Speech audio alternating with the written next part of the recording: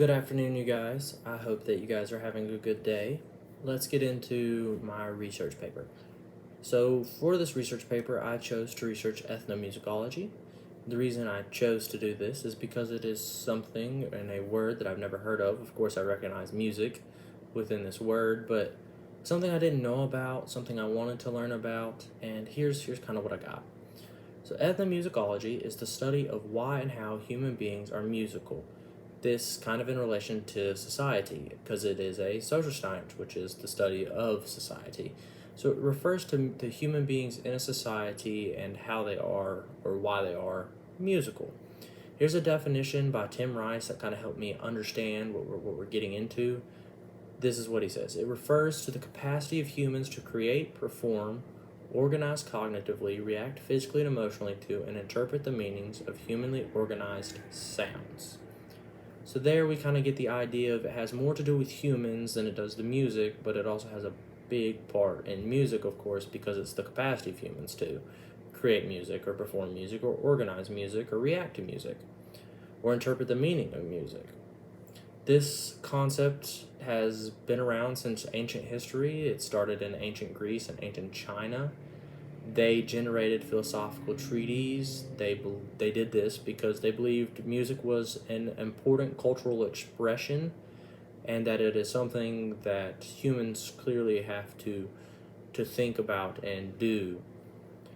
Humans make music as an element of culture. I think we all think, like if we take rap music, for example, it has its own culture in essence. You take country music, it has its own culture.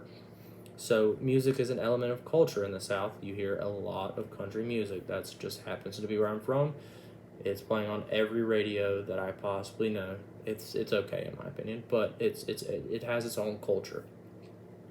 Now studies on ethnomusicology, which are done by, guess what, ethnomusicologists, study the connection between cultural themes, things such as the humans in it, the environment around it, the diversities of it, issues within it, which could definitely be diversities and stuff like that, and questions between that they really study.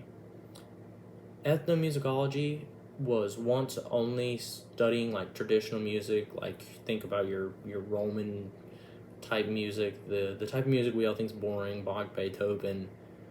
Nowadays we're all into really rap, pop, country, R&B, whatever you're into. But it is now evolved into studying all types of music and not just specific traditional types of music. It is moved towards a whole collective of music to studying everything. It studies more now the mixing of the music between cultures. So how over time music has kind of mixed together. It has become a hybrid. At times, like now, you have a lot of country pop or pop country, as I call it.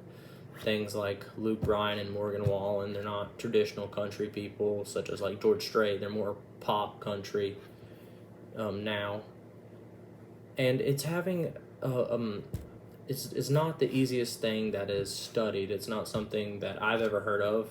I've come to find out you can get a degree in this from some schools, but I never would have known that. Not that I'm musically inclined or anything, but I would have never have known this. So with that, it's not being studied a whole heck of a lot. It is being studied. It needs funding, of course, like anything would, to be studied from different corporations or institutions. However, it's having a hard time finding these corporations or institutions. The most welcoming place is like departments or schools, for example. Like I said, you can get degrees in it. The best way it's being studied is through these things. Ethnomusicology was something cool to learn about, something I'm excited to have been writing about and continue to write about, and continue to study even further as I continue to write my paper. I'm glad you guys took the time to listen.